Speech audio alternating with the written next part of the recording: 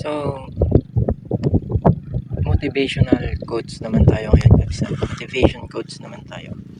Alam natin minsan, napapagod din talaga tayo. And that's okay. Ganyan talaga ang buhay. Minsan kailangan natin masaktan, kailangan natin mapagod, kailangan natin bumagsak para malaman natin kung saan tayo nagkamali at kung para saan nga ba ang dapat nating tahakin na daan. Sabi nga nila, life is not always about being strong. Sometimes it's about admitting na nasasaktan ka rin. Pero pinipili mo pa rin bumangon. People will fail you. Situation will drain you.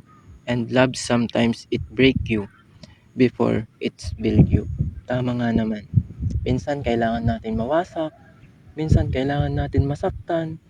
Minsan kailangan nating malaman kung saan tayo nagkamali. Pero tandaan mo to, kabsat. Your worth is not measured by who stays or who leaves. Hindi nawawala ang value mo just because someone could not handle your heart. Hindi nila tayo hawak. You deserve peace, you deserve respect, and you deserve a love that feels like home. Hindi yung parang exam na palagi kang kinakabahan kahit wala pa. If life feels heavy right now, breathe. Hindi ka late, hindi ka kulang, hindi ka talo. You're just growing, and growth is uncomfortable pero worth it. One day, you look back and say, thank God. Dahil sa mga pinagdaanan mo, magpapasalamat din tayo sa Panginoon.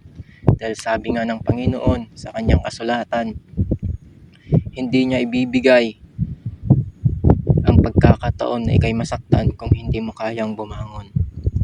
I did not give up because the things meant for you will always find their way. Hindi man ngayon, pero darating din yan. Hindi lahat ng araw at panahon hindi papabor sa ating kabsat. Lahat ng tao may papabor din na pagkakataon na para sa kanila na nakatakda ng biyaya ng Panginoon. Kaya huwag tayong mawalan ng pag-asa, laban lang, kabsat. Keep choosing yourself, keep fighting for your peace, and keep believing that better days are coming because they are. Remember this, kabsat. You are stronger than you think and more love than you know. Yun lang, kabsat. Kana patuloy tayong lumaban, patuloy tayong umasa. Dahil darating din yan. Darating din ang pagkakataon, araw at oras na para sa atin. At tayo naman ang ipapanalo ng Panginoon. Tiwala lang, kabsat.